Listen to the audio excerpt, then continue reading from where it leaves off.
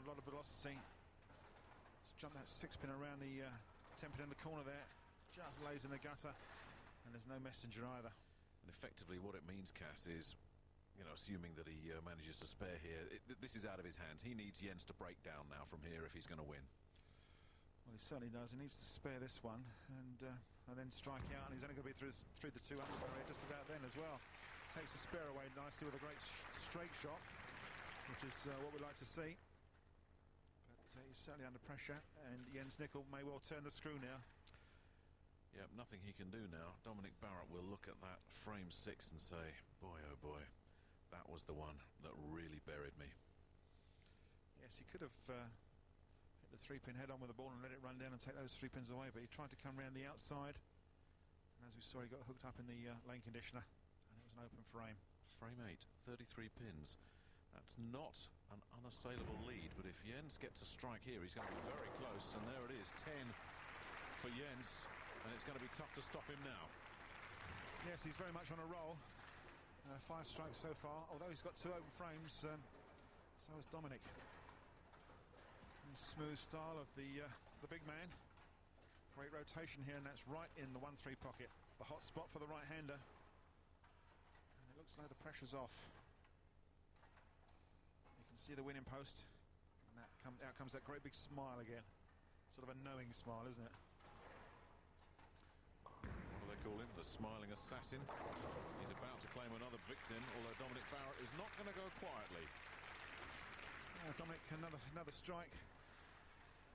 Strike off for 218. It's kept his thread intact, hasn't it, that strike? He's not dead yet, but he still needs Jens to have some kind of catastrophe in these last 2 frames. Yeah, I think Dominic actually moved a bit left on the approach there and tried to open up the lane, just to find perhaps a little bit more oil to play on, just to hold his ball in line. It certainly made the pocket and carried all 10. Jens working on a turkey after that earlier wobble that he had here in the second leg, and there's another wobble, and he's lucky to get away with that, because that looked like it might have been a split. Gosh, it could have been a horrendous one. He's very fortunate to break these up. It's the 3-6 and the 9-pin. Oh, he's very fortunate, and he knows it. Yeah, the trouble is he's got that 3 and the 9 sleeper there. Now he's got to make the front pin, but he's got to have the ball to cover the back pin as well. It's the 9-pin that is the tricky one.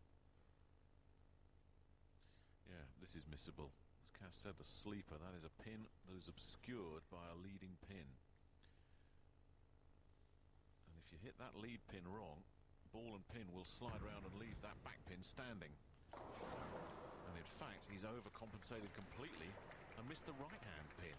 How did he do that? And we talked about Jens needed a breakdown to let Dominic in. That is the breakdown. Yes, it's all gone sort of pear-shaped, as we say in the game. I don't know how he did that. Just a little bit of overreaction in the back end, and it took the sleeper away. Extraordinary shot from Jens. And 3 open frames in the same leg. Now, if this is a strike, it gets very interesting. Oh, that 10 has really hurt him. If that 10 had gone, this one's too close to call. As it is, Jens still has a little bit of breathing room. Yeah, it would have been down to single digits again. It would have been a one-frame shootout, basically.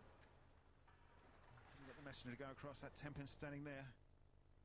Must make this. This is a must-spare situation.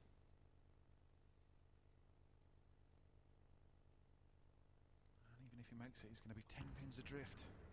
Well, he's only just made it as well. Put an awful lot of work into that hard plastic ball, and it only just did the job.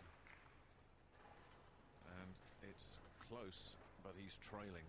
The bottom line is Jens Nicol can shut him out here in frame 10 of this second leg. If Jens gets 2 strikes, there's nothing Dominic can do except reflect on his first World 10-Pin Masters experience. Nick, what a contrast between the first game. I mean, they were both 230 plus. Jens was 250. Neither of them going to make 200 this game. Well, as you said, these lane conditions, they start breaking down in game 2. We've seen it again here, I'm sure. Now then, Jens wants a strike, gets one, and he's closed the door. With another strike, he'll lock it.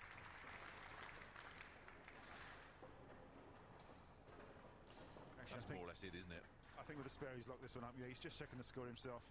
20 pins in frame 10, a strike and a spare, and it will shut out Dominic Barrett, the debutant. Not that he's played badly, young Dominic. No, we'll see him again, I'm sure. And Jens has been asked one or two questions here. This was no walk in the park for him. He wasn't expecting a walk in the park either, to be fair. You talked to him earlier, he said, yeah, this is not going to be easy. Job done, though, for the defending champion. He's got through a very nervous opening match, and he'll come out a winner, and he'll probably be glad to get this one out of the way, because it wasn't vintage stuff.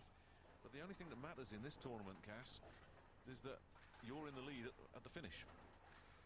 Yes, it would have been unfortunate if he had to take an early flight home from Barnsley. But he survives another day and another game. I don't think they do direct flights from Barnsley to Bremen. Unless Jens has got a private jet. Turkey out for 198. And it's a winning score. 453. It's a good two-game aggregate. So what do you make of young Dominic? We know that Jens has got through with his 453.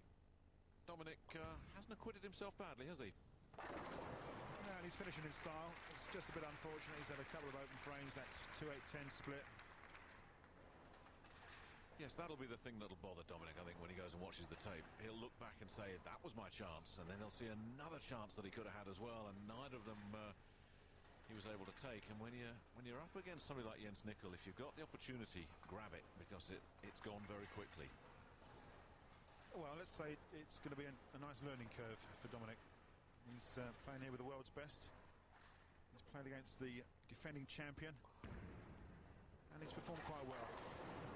Yeah, hasn't looked out of place. Give a spare for the on the 10 pin there in the last frame. We'll give him 188. And it'll be about 28 pins deficit overall, which is no disgrace. No, certainly isn't. He signs off with an aggregate of 425. Dominic Barrett's debut in the World 10-Pin Masters is over.